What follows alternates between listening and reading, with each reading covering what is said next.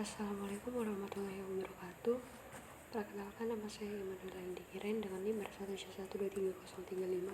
Di sini saya akan mempresentasikan tentang materi eksplorasi dan eksploitasi khususnya di batubara.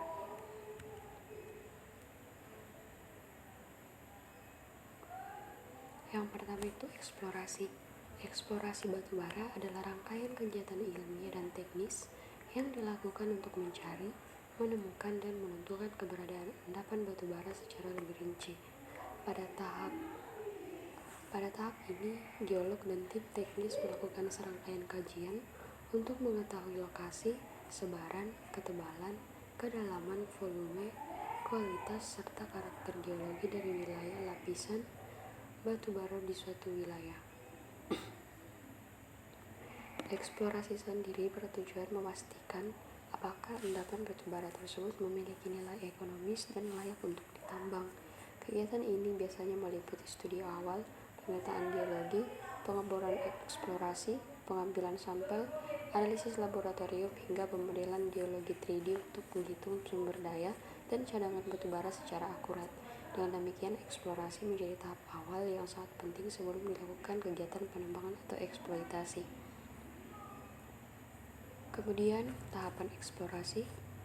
Di sini yang pertama itu studi pendahuluan, yaitu mengumpulkan data awal seperti peta geologi, citra satelit, kemudian laporan terdahulu dan informasi geologi regional untuk mengetahui potensi awal keberadaan batubara. Yang kedua, pemetaan geologi permukaan.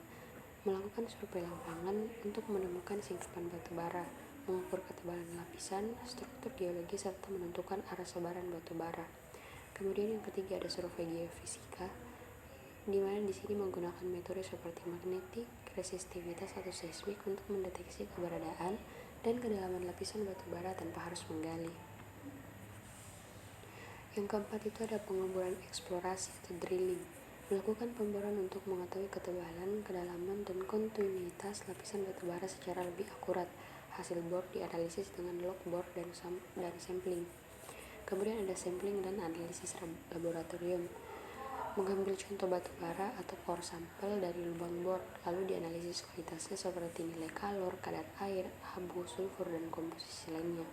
Kemudian ada pemodelan geologi, mengolah data lapangan dan hasil laboratorium untuk membuat model geologi 2D dan 3D yang menggambarkan sebaran batubara. Kemudian ada estimasi sumber daya dan cadangan, yaitu menghitung jumlah batubara berdasarkan model geologi, kemudian menentukan apakah endapan tersebut layak untuk ditambang secara ekonomis. Yang kedelapan itu ada penyusunan laporan eksplorasi.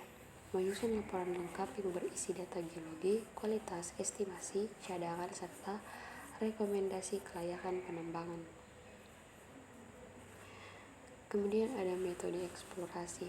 Di sini saya mengambil dua metode, yaitu yang pertama metode pemetaan geologi atau geological mapping, melakukan observasi langsung di lapangan untuk mengidentifikasi singkapan batubara, struktur geologi seperti lipatan dan sesar, kemudian ketebalan lapisan dan arah sebarannya. Yang kedua itu ada metode geofisika atau geophysical survey, digunakan untuk mendeteksi lapisan batubara bawah permukaan tanpa pengeboran. Contohnya itu magnetik. Di sini kita mendeteksi perubahan medan magnet batuan. Kemudian seismik, memetakan kedalaman lapisan berdasarkan gelombang getaran. Kemudian ada resistivitas, menentukan perbedaan tahanan listrik batuan, membantu menemukan lapisan batubara. Kemudian masuk di eksploitasi. Jadi eksploitasi adalah kegiatan penambangan yang bertujuan untuk mengambil atau memproduksi batubara dari dalam bumi secara teknis, ekonomis, dan aman setelah cadangan terbukti layak ditambang.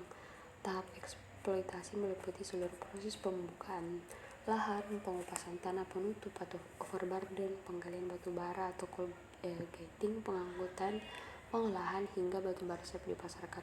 Eksploitasi dilakukan berdasarkan hasil eksplorasi sebelumnya dan harus mengikuti kaidah teknis keselamatan kerja serta aturan pengelolaan lingkungan.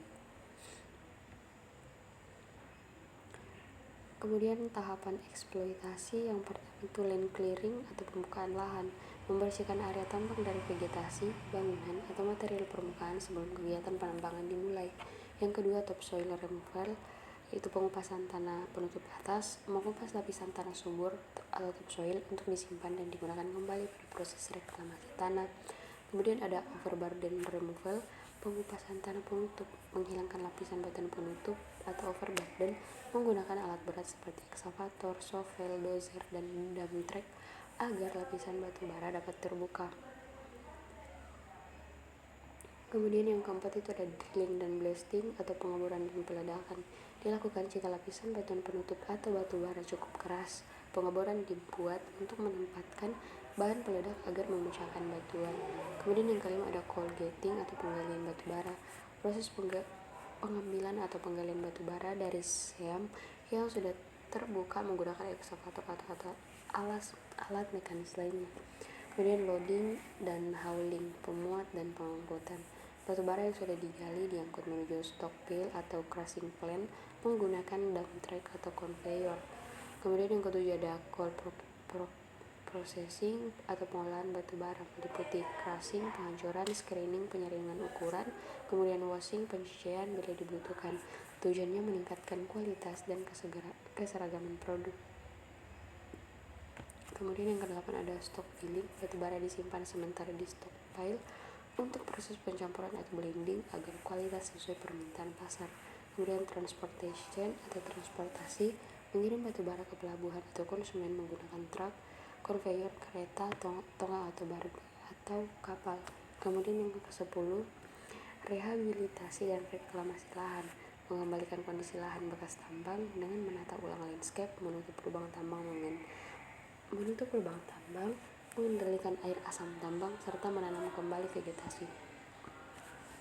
Baik, sekian presentasi dari saya. Kurang dan lebihnya mohon dimaafkan. Wassalamualaikum warahmatullahi wabarakatuh.